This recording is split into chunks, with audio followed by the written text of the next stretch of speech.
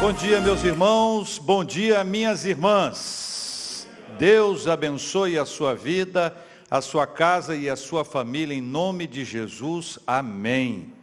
Quero convidar você a abrir a sua Bíblia, por gentileza, em Romanos capítulo 12, versículos 1 e 2. Nós começamos hoje uma nova série, o caminho do Evangelho. O caminho do Evangelho. Nós vamos percorrer todo o capítulo 12 de Romanos. Hoje, versículos 1 e 2. Mas durante o mês, pela manhã, o caminho do Evangelho, nós vamos caminhar pela carta de Paulo aos Romanos, especialmente o capítulo 12 dessa carta. Abrindo as nossas Bíblias, irmãos e irmãs, no texto de Romanos, capítulo 12, versículos 1 e 2, é palavra de Deus para o coração da gente, para o nosso entendimento. Nós precisamos da Bíblia para viver. Não é possível viver o cristianismo sem Bíblia. Não é possível. Isso é uma ilusão religiosa, é talvez das piores ilusões, porque a pessoa pode se fiar em algum tipo de coisa como essa, acreditando que simplesmente ao passar perto, ao ter alguma informação, ao ter alguma conexão, isso será suficiente para a sua vida espiritual. Nós precisamos da Bíblia. Romanos 12, versículos 1 e 2, palavra de Deus para o coração da gente. Vamos ler juntos, irmãos e irmãs. Rogo-vos, pois, irmãos, pelas misericórdias de Deus, que apresenteis o vosso corpo por sacrifício vivo, santo e agradável a Deus. E o que é isso, irmãos? Que é o vosso culto racional. E não vos conformeis com este século, mas transformai-vos pela renovação da vossa mente, para que experimenteis qual seja a boa, agradável e perfeita vontade de Deus. Louvado seja o nome do nosso Deus e Pai. Paulo começa essa sua fala aos Romanos no capítulo 12 com um tipo de apelo. Ele parece querer chamar a atenção dos seus leitores para aquilo que ele vai compartilhar a partir de agora. Então ele faz isso de uma forma pastoral, o que reflete o seu cuidado e o zelo. A impressão que dá é que ele está dizendo assim, gente, olha, preste atenção. Por favor, prestem atenção. Pelas misericórdias de Deus, eu rogo. E ele começa a apresentar uma série de questões importantes que parece que ele estava vendo o que a comunidade não estava vendo. O que é que Paulo estava vendo, meus queridos irmãos e irmãs, que a comunidade não estava vendo? O que é que está diante de Paulo que ele não percebe, ou que ele percebe e que a comunidade não persegue? A comunidade está diante dele, e a comunidade eventualmente tem uma perspectiva equivocada, porque ela pode estar sendo pressionada pelo dia a dia, ela pode estar sendo pressionada pela cultura que está ao redor dela, e de vez em quando, ela precisa ser chacoalhada. É como aquele freio de arrumação, quando a gente dá uma arrumada e a gente dá uma reposicionada. Sabe quando a gente está caminhando num certo ritmo e de repente alguém precisa parar a gente e dizer, ei, peraí, calma gente. Calma gente. O caminho talvez não seja exatamente esse. E ele começa a falar sobre algumas questões muito importantes para a gente. Era importante para a gente daquela época, como é importante para a gente dessa época, para nós hoje. E é por isso que nós vamos trilhar, queridos irmãos e irmãs, o caminho do Evangelho. O caminho do Evangelho no ser humano é de dentro para fora, e essa é a nossa primeira aplicação. O caminho do Evangelho no ser humano é de dentro para fora. Deus está ensinando à igreja que as questões exteriores refletem questões interiores. Que aquilo que a gente faz é reflexo daquilo que a gente é, ou de como nós estamos. Exatamente por causa disso é necessário que nós tenhamos uma reflexão sobre o nosso interior. Sobre o nosso interior. Jesus disse em Mateus capítulo 12, versículos 33 e 34. Ele disse assim: ou fazei a árvore boa e o seu fruto bom, ou a árvore má e o seu fruto mau. Porque o fruto se conhece, ou pelo fruto se conhece a árvore. Depois ele fica num tom mais acima e diz: raça de víboras, como podeis falar coisas boas sendo maus? E ele termina com uma frase que eu tenho certeza que você conhece: a boca fala do que está cheio o coração. Conhecia essa frase ou não? Sabia que era a frase de Cristo? Sabia que é Jesus que disse isso? Então, se Jesus disse que a boca fala do que o coração está cheio, a boca fala daquilo que está no coração da gente, a boca reflete, a boca transmite aquilo que está dentro de nós. Então, quando nós pensamos nisso, nós precisamos lembrar que Deus está falando sobre o que ninguém vê, além dele mesmo e de nós. Deus está falando de alguma coisa que Ele vê na gente. Deus está falando de alguma coisa que a gente vê na gente, mas que a gente não faz, ou a gente não muda, ou a gente não toma um posicionamento, ou a gente não ajeita essa história da nossa vida. Deus está falando sobre algo que está ali no nosso interior, e o nosso interior ele vai refletir nas nossas atitudes o que pode acontecer. O sofrimento espiritual de milhares de pessoas se dá por não haver um cuidado adequado com o que sentimos ou pensamos. Trabalhamos o nosso exterior, trabalhamos aquilo que se passa apenas na nossa face, na nossa fala, no nosso jeito, na nossa atividade, na nossa atitude.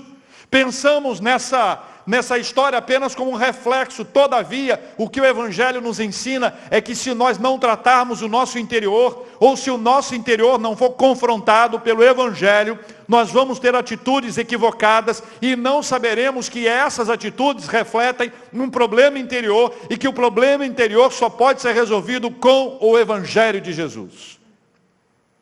É mais ou menos o seguinte: enquanto a viagem do Evangelho dentro de nós não chegar no nosso coração e na nossa mente, nós vamos manter uma atitude equivocada, totalmente distante do que ensina a palavra de Deus, do que ensina o Evangelho. E Hebreus capítulo 4, versículo 12, o autor diz assim: porque a palavra de Deus, ela é viva, e também é o quê? Eficaz, e mais cortante do que qualquer espada de dois gumes, e penetra até o ponto de dividir alma e espírito, juntas e medulas, e é apta para discernir os pensamentos e propósitos do coração. Esse texto nos ajuda a entender que as questões exteriores, elas refletem as nossas questões interiores. Enquanto o Evangelho não visitar o coração e a mente, nós estaremos longe do que Deus quer para nós. Por isso que Romanos 12, 1, é importante nós entendermos que aparentemente começa como algo exterior. Aparentemente é exterior. Aparentemente é como um corpo apresentado para o sacrifício. Mas veja que o texto esclarece para nós duas questões muito importantes.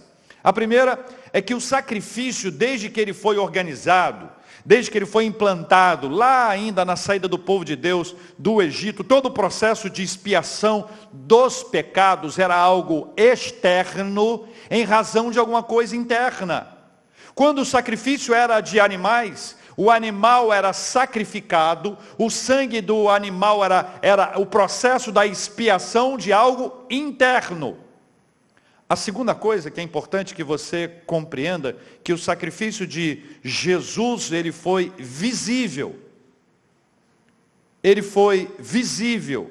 O derramamento de sangue de Jesus foi visível. As marcas, as feridas no corpo de Jesus foram visíveis. Ou seja, a ação divina, ela aparentemente é exterior, é externa, mas ela visa atingir o nosso interior, e no nosso interior vai trazer para nós, mais cedo ou mais tarde, como nós estamos. É por isso, parênteses aqui, só que entre nós aqui, o seguinte: é por isso que às vezes a gente foge da palavra, porque a palavra confronta, a palavra nos tira do lugar de conforto, A palavra nos tira da mesmice. A palavra nos tira da realidade do dia a dia. A palavra nos leva a pensar nas ações de Deus, nos confrontando internamente. A palavra de Deus, ela nos atinge de maneira poderosa e especial. A palavra de Deus, ela traz para nós um confronto do nosso comportamento, ou seja, o nosso comportamento é um reflexo daquilo que está dentro de nós, o que está motivando a gente a agir assim. Quantas vezes nosso comportamento é tão somente a ponta do iceberg, que precisa de tratamento especial. Vou fazer outro parêntese aqui, posso? Pedir licença a vocês. Houve um desvio teológico ainda em vigor, que levou o olhar de milhares de pessoas, ou milhões de pessoas, para pontos secundários, apesar de importantes, mas eles nunca foram primários no nosso relacionamento com o Senhor. E esses processos nos levaram a pensar mais em ter do que em ser. E não precisamos atingir a filosofia desse tempo pós-moderna, com as suas características, que privilegiam o ter ao ser. Ou mesmo todos nós que já fomos envolvidos em algum tipo de ação consumista, tão somente para demonstrar que nós temos, porque ter virou mais importante do que ser. Mais grave do que isso é quando a teologia distorcida, desviada das Sagradas Escrituras, ela traz esse tom que é secundário, não deixa de ser importante, mas é um tom secundário e passa a ser prioridade. E aí começou a ser espalhada no planeta inteiro uma ideia de que ter é melhor do que ser. É mais importante ter do que ser. E de alguma forma até, trazendo a perspectiva do ser como algo de menor importância. Mais importante que ser é ter. Mostre que você tem. E aí começou uma série de ações que trazem essa ideia exibicionista, que não tem nada a ver, não está conectado ao Evangelho. O Evangelho transmite para a gente uma ideia absolutamente clara, que o nosso interior é tratado, é trabalhado, é desenvolvido, e as questões outras são secundárias. Quem lembra de Mateus 6,33? Buscai, pois, em primeiro lugar, quem lembra o restante? Em primeiro lugar o quê? O seu reino e depois a sua justiça. Aí tem uma outra parte final. Qual que é a outra parte? Então agora eu vou te ajudar a lembrar o texto bíblico. Todas estas coisas vos serão acrescentadas. Não são todas as do mundo. Estas coisas. Mas veja que a prioridade é buscar, em primeiro lugar, o reino de Deus e a sua justiça. Então, primeiro eu busco o Senhor e a sua justiça, e todas estas aqui, faladas no texto, tem a ver com o alimento, tem a ver com a vida, a subsistência, tem a ver com o sustento da nossa casa, a provisão básica que vai nos manter de pé. Todas estas coisas nos serão acrescentadas, elas serão acrescentadas quando nós buscamos ser o quê? Servos. Buscai, pois, em primeiro lugar o reino. Se tem reino, tem rei. Se tem rei, tem servos. Nós somos o que nesse reino inteiro? Nós somos os reis ou nós somos os servos? Se nós somos os reis, nós vamos exigir o melhor dessa terra para trazer para a nossa vida, porque nós somos os reis. É assim que reis agem.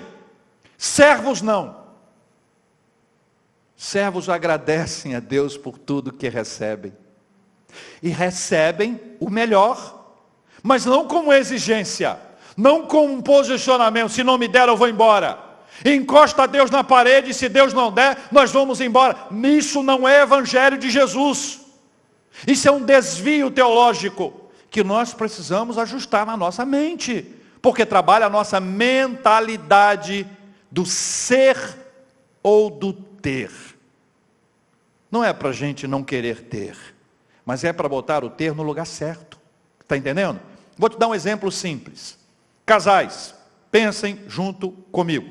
Vale a pena destruir o casamento para ganhar mais dinheiro? Sabe responder quem já viveu ou já acompanhou. Vale a pena, pais, perder os seus filhos por causa do dinheiro? Criança cresce, completa 18 anos, o pai leva um susto. Quem é esse homem que está aqui dentro de casa aqui? Chama a mulher, fala, mulher, vem cá, dá licença aqui, rapidinho aqui. Minha esposa amada, quem é esse homem que está aqui dentro de casa? Ué, é o nosso filho. Que nosso filho? Ele era pequenininho. Eu lembro dele, peguei no colo, tem uma foto dele no meu colo. Passaram-se 18 anos. Não percebeu, sabe por quê? Passou a vida inteira do lado de fora para ganhar, para ter, e muitas vezes motivado ou pressionado pela esposa. A mesma esposa que pressiona para ter, é a mesma esposa que reclama que não tem mais o marido. E de igual forma o marido precisa ser equilibrado, ajustado, para que ele não perca os filhos, não perca a esposa, e os filhos não percam os pais. Isso é família. Mas de alguma forma o ter, entrou na nossa mente de tal forma que nós começamos a abrir mão do relacionamento conjugal, do relacionamento familiar, porque nós precisamos ter, enquanto nós já temos o suficiente para viver. Meu pai está assistindo agora. Quando eu prego assim, ele disse, estava bravo hoje, hein?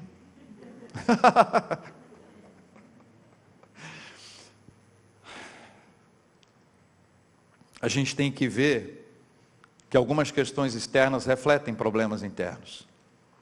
Você já teve febre? Febre é um sintoma. O Ministério da Saúde faz uma distinção entre algo interno, que não vai muito bem, e a partir de dor aguda e crônica. A dor aguda é semelhante à febre. Ela surge de repente, e precisa ter descoberta a causa, que uma vez resolvida faz desaparecer o sintoma inicial.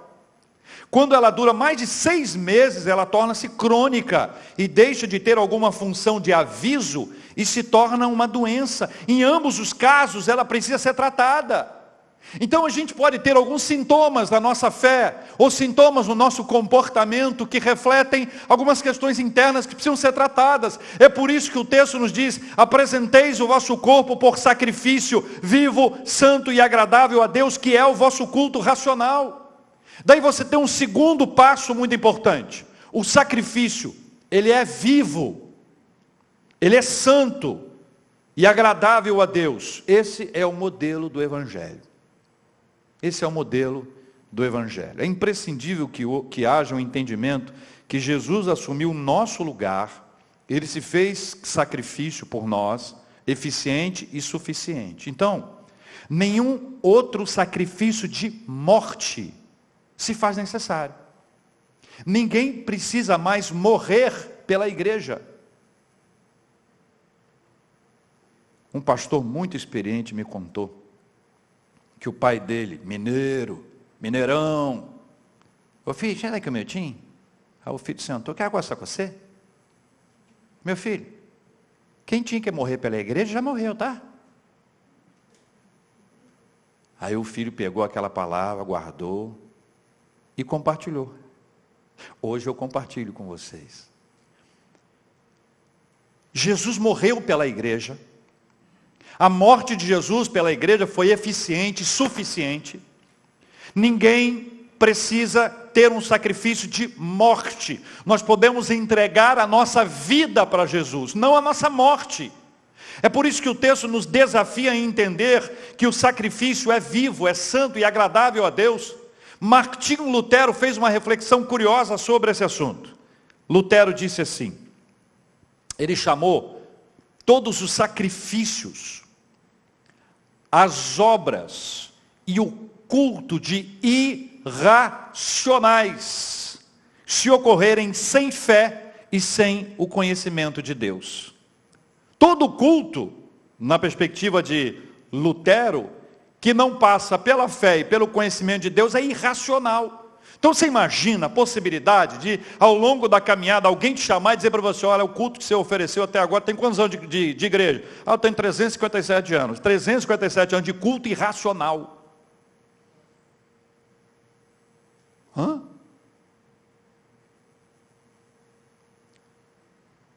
Sem fé e sem conhecimento de Deus, essa é a ideia. Paulo, quando fala sobre esse assunto aos Gálatas, ele chama de crucificar a carne com suas paixões. Aos Efésios e Colossenses, ele chama de despojar-se do velho homem. e mortificar os seus membros terrenos. Aqui ele chama de sacrifício. Mas a pergunta é, que tipo de sacrifício é esperado? Qual é o sacrifício que a Bíblia fala? Que tipo de sacrifício? Porque eu sei que se você é uma pessoa de Deus, você está dizendo assim, eu vou fazer o sacrifício que puder. Que sacrifício que é necessário e que vai agradar a Deus? Aí eu trago a fala do teólogo Desidério Erasmo. Ele disse assim, sacrifique sua disposição ao orgulho, em vez de oferecer um novilho. Mortifique sua fúria, em vez de um carneiro. Imole sua paixão, em vez de um bode. Sacrifique a Deus os pensamentos lascivos e sedutores da sua mente, em vez de rolinhas e pombos. Estes são os sacrifícios dignos de um cristão. Essas são as vítimas agradáveis a Cristo. Então o sacrifício deixou de ser o do animal. Deixou de ser o meu sacrifício físico, bater em mim, me rasgar, me furar, sabe, me machucar. Deixou de ser isso. E eu agora passo a sacrificar aquilo que desagrada a Deus. Quer agradar a Deus? Sacrifique aquilo que desagrada a Deus. Deixe de fazer aquilo que desagrada ao Senhor e você estará oferecendo a Ele um culto. Culto racional não é o culto comunitário, coletivo, na igreja, nesse espaço. O culto ao Senhor é o culto com intensidade, com alegria, que não está preso ou restrito a um espaço físico, nem a um período semanal. É a nossa vida, é diariamente, é com alegria, é com intensidade, é na presença de Deus e é para a glória dEle. Meus irmãos e minhas queridas irmãs, Deus requer dos seus filhos obediência verdadeira, firme, interior e espiritual. Um outro teólogo usou a seguinte definição: culto racional é aquele em que Deus é reconhecido pela mente e adorado pela fé, não meramente honrado com os lábios ou gestos exteriores. Dá uma apertada, não apertou aí não? Dá um, hein? Aquela hora que a gente dá uma ajeitada assim na cadeira, hein? Coça um pouco as costas, dá uma coçada na cabeça. Por quê? Porque o culto racional é aquele que em Deus ele é reconhecido, né? Ele é reconhecido pela mente, ele é adorado pela fé. Então nós reconhecemos, é uma coisa inteligente, e a partir desse reconhecimento nós vamos caminhar pela fé, não apenas com os nossos lábios ou gestos exteriores. O profeta Isaías e Amós, eu separei esse texto, mas quero apenas mencioná-los. Eles têm dois textos especificamente apontando para isso. As pessoas que se aproximam de Deus e que oferecem a Deus um culto, mas o coração, o interior está absolutamente impróprio, para não dizer outras palavras. O caminho do evangelho no ser humano é de dentro para fora. O sacrifício é vivo, santo e agradável a quem? Guarda essa ênfase aqui, porque de vez em quando, no Afeganistão, a pessoa diz assim, não gostei do culto hoje, não me agradou. Ou, adorei o culto hoje, me agradou, de um jeito ou de outro. Tanto para um lado, quanto para o outro. E a pergunta é, para quem foi? Porque se eu digo que me agradou, eu estou achando que foi para mim. E aí eu acabo convencido que foi para mim. No dia que não me agrada, eu já virei consumidor. Não gostei. Não gostei. Não me agradou. O culto não é para me agradar ou não me agradar. Não é para te agradar ou para te desagradar. O culto é para agradar quem? A Deus, gente. Nós chegamos à igreja ou na nossa casa, nós nos reunimos para agradar a Deus. O nosso louvor é para agradar a Deus no ritmo que for. No ritmo que for. Em 1519, Rodrigo, nosso líder do time de adoradores, era adolescente. Fazia parte da UPA, União Presbiteriana de Adolescentes. Rodrigo me chama, eu era pastor de adolescentes lá na catedral, e me disse, Rev, nós reunimos aqui o pessoal, estava ele mais um, Marquinhos, ele mais um, e disse, olha, tivemos aqui uma ideia de um grupo de música novo aqui na nossa igreja. Eu falei, que bênção, É mesmo? Mais um? Tinham vários já. Que bênção. É um grupo diferente. Diferente, você já começa a falar assim, que você já imagina, né, gente? Quando a pessoa vem com muita, né? Quando a introdução é longa, você fala, aí ele falou, você é de pagode. Aí eu falei, esse pagode? Sem dizer o que eu pensei, mas eu acho que o meu semblante denunciou, né? Aí ele falou assim, mas nós já temos até o nome. Lembra que o nome do grupo é UPA, União Presbiteriana de Adolescentes, certo? Nós temos até nome. Eu falei, qual o nome? O Pagode. Eu falei, Passou pelo nome. É ou não é verdade? Passou pelo nome. E aí eu fui contar isso para o pastor efetivo, reverendo Guilhermino, naquela altura, presidente do Supremo Concílio da Igreja Presbiteriana do Brasil, uma autoridade pastoral do país. Reverendo, os meninos da UPA tiveram uma ótima ideia, mais um grupo. Mais um grupo. Eu, na mesma escolinha, né? Aprendi com o Rodrigo, fui falando ali e tal. Aí cheguei lá no ritmo, quando eu falei pagode, ele me deu o mesmo, parece que eu estava no espelho, entendeu? E eu já emendei logo, falei assim, mas reverendo, o nome é sensacional. Qual é o nome? O Pagode. Ele falou, passou.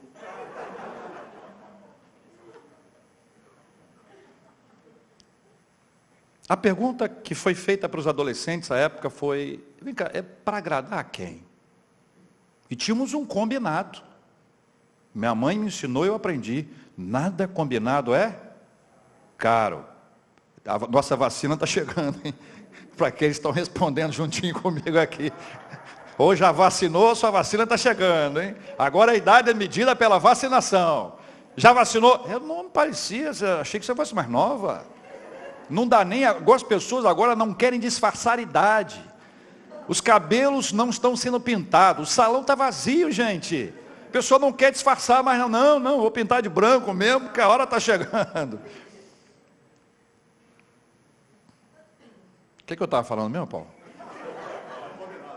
Combinado, nada combinado é caro. Nada combinado é caro, Ailton. Nada combinado é caro. Aí os meninos tocavam lá, né? Aí o combinado era esse. Aí quando o pessoal começava, né? Olha o meme, já não faço mais. Quem viu, quem não viu, não vê mais. Tá certo? Não, vira meme. E aí quando começou isso aqui, eles paravam de cantar e ficava todo mundo em pé e orava. Oração longa. Aí depois que o pessoal começava outra vez. Aí começava outra vez. Isso foi de uma forma curiosa, porque nós aprendemos que, embora eu não goste desse ritmo, daquele outro ritmo, não é para mim nem para você. É para Deus. Coloca isso no seu coração. O culto é agradável a quem? A Deus. Terceiro, não imite alguém que faz o que faz por não conhecer o Evangelho. Não imite alguém que faz o que faz por não conhecer o Evangelho.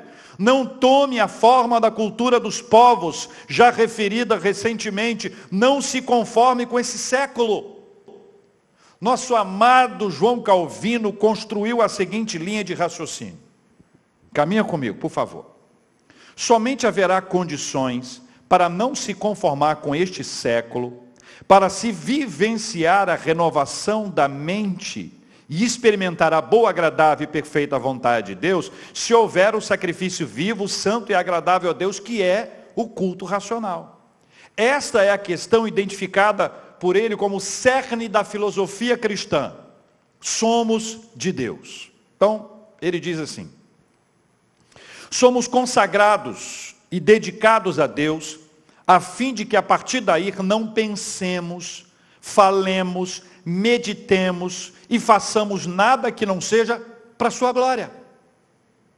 Não somos de nós mesmos, texto dele, não somos de nós mesmos, por isso que nossa razão e nossa vontade não influenciam nossos planos e obras. Não somos de nós mesmos, portanto, não tornemos nosso objetivo buscar o que é conveniente para nós, segundo a carne. Não somos de nós mesmos, no que depende de nós, portanto, esqueçamo-nos de nós mesmos e de tudo o que é nosso. Por outro lado, somos de Deus. Somos de Deus. Não somos de nós mesmos. Por outro lado, somos de Deus, por isso vivamos para Ele e morramos para Ele. Somos de Deus, que a sua sabedoria e sua vontade, portanto, governem as nossas ações. Somos de Deus, que todas as partes da nossa vida, consequentemente, se empenhem em direção a Ele como nosso único, legítimo objetivo. Este é o caminho.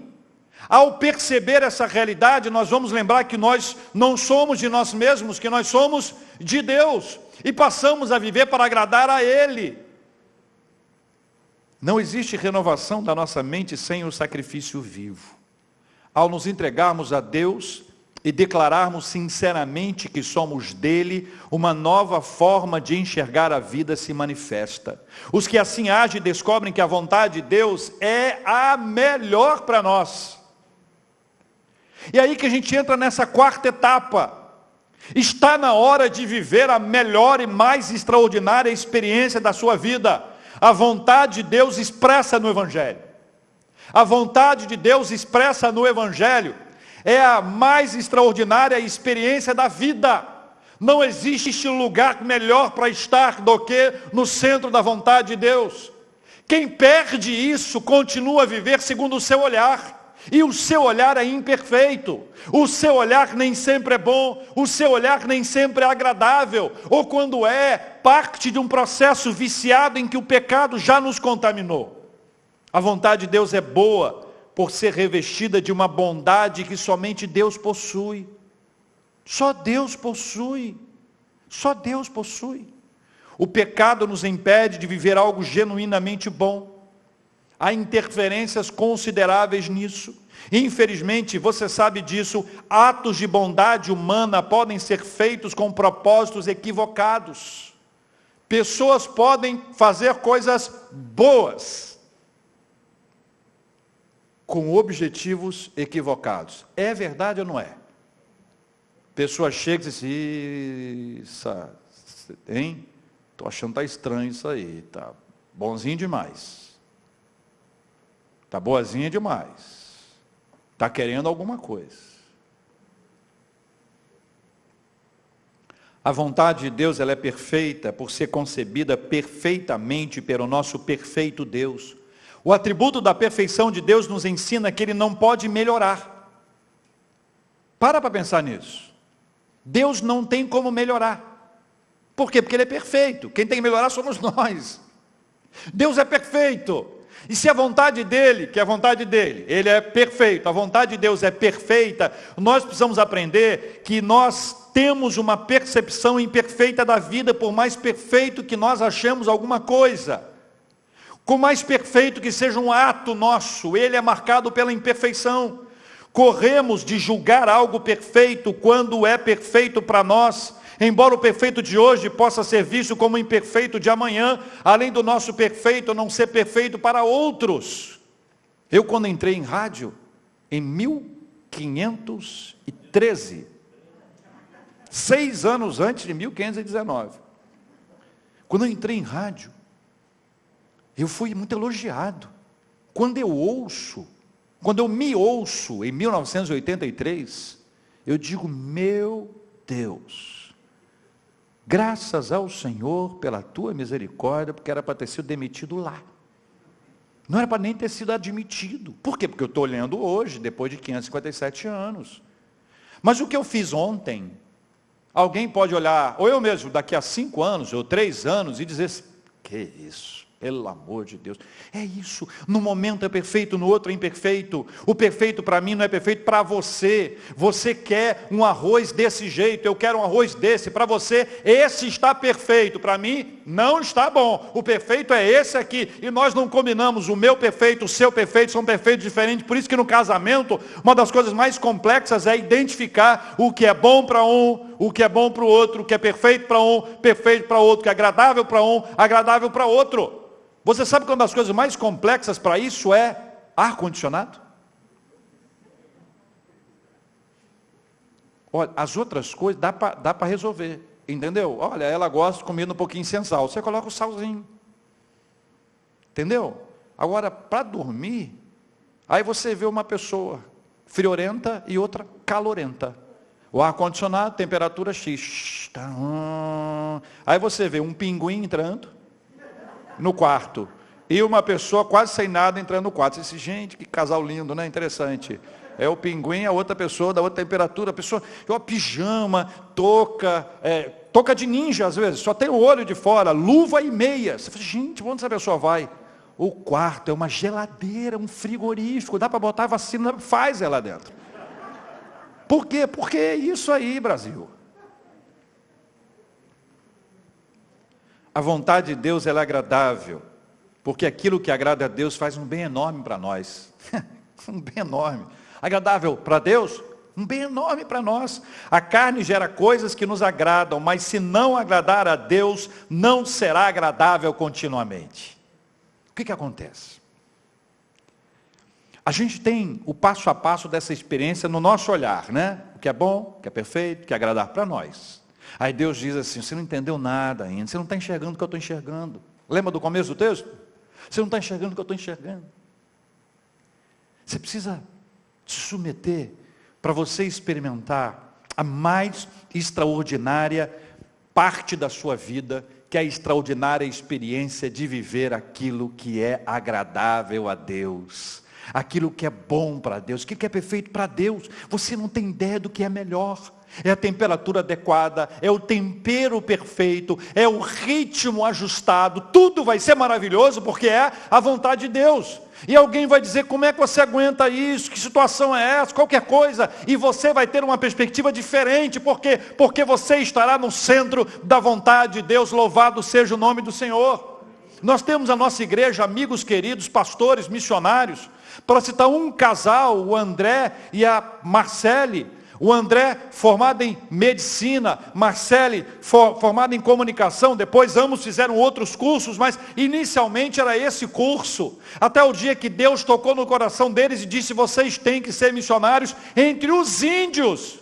E alguém vai dizer, PI puríssimo, programa de índio.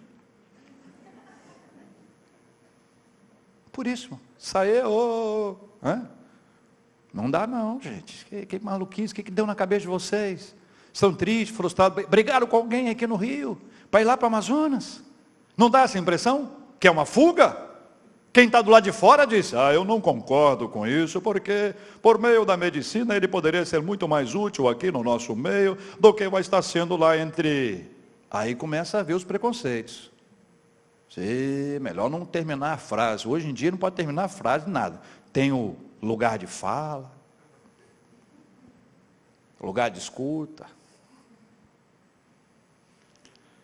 Quando Deus toca no coração de André e Marcele, eles largam tudo, como tocou no meu coração, e eu larguei tudo que tinha, como tocou no coração do Davis, como deve tocar no coração da gente, que não precisa ser pastor e missionário, para estar no centro da vontade de Deus, para você se reposicionar no trabalho, no relacionamento em casa, como pai, como mãe, como esposo, como esposa, como filhos que se reposicionam a partir do encontro com o centro da vontade de Deus. Por isso eu quero reafirmar, o caminho do evangelho no ser humano é de dentro para fora, o sacrifício é vivo, santo e agradável a Deus. Esse é o modelo do evangelho. Não imite alguém que faz o que faz por não conhecer o evangelho. Está na hora de viver a melhor e mais extraordinária experiência da sua vida, a vontade de Deus expressa no evangelho, em nome de Jesus. Amém, meus irmãos? Vamos orar. Porque nós precisamos dessa bênção do Senhor, sem a qual nós não conseguiremos alcançar esse caminho, não conseguiremos achar esse norte, não conseguiremos. Nós vamos orar e vamos nos preparar para a ceia do Senhor, que vamos celebrar em seguida, sob a liderança do reverendo Davidson. Pai, nós queremos colocar diante do Senhor todas as questões que envolvem o caminho do evangelho. E suplicamos que o caminho do evangelho corra dentro de nós, que o evangelho corra por todos os caminhos do nosso interior.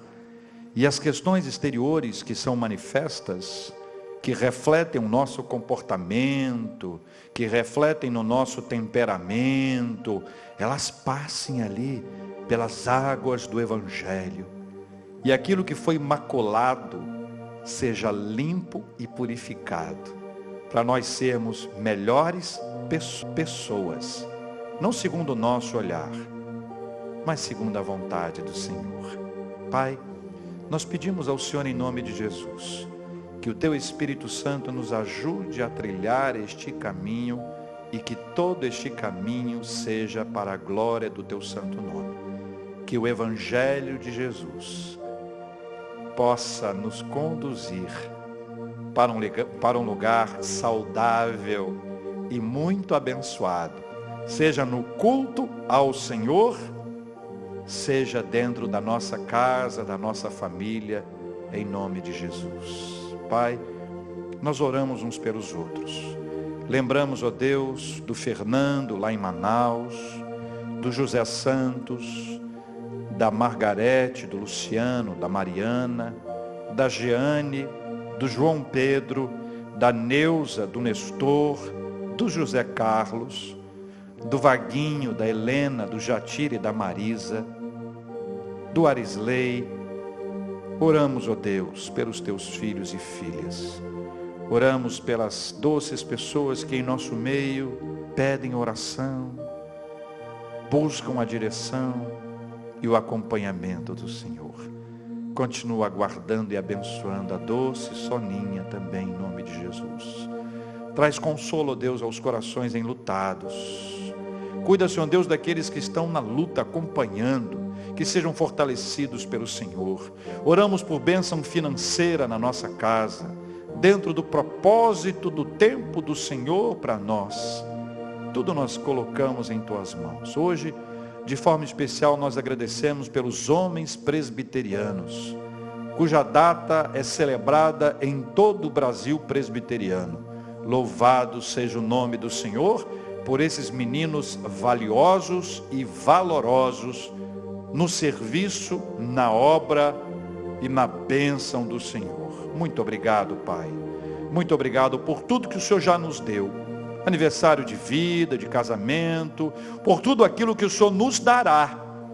Pelo que nós já te agradecemos com toda a alegria do nosso coração. Por tudo aquilo que nós não vamos receber. Mas o Senhor há de nos pacificar internamente. Assim, nós oramos, consagrando ao Senhor esses elementos, a ceia do Senhor, como nutriente espiritual. Ó Deus, prepara-nos para esse instante, que haja perdão, reconciliação, confissão de pecados e mudanças, em nome de Jesus. Amém.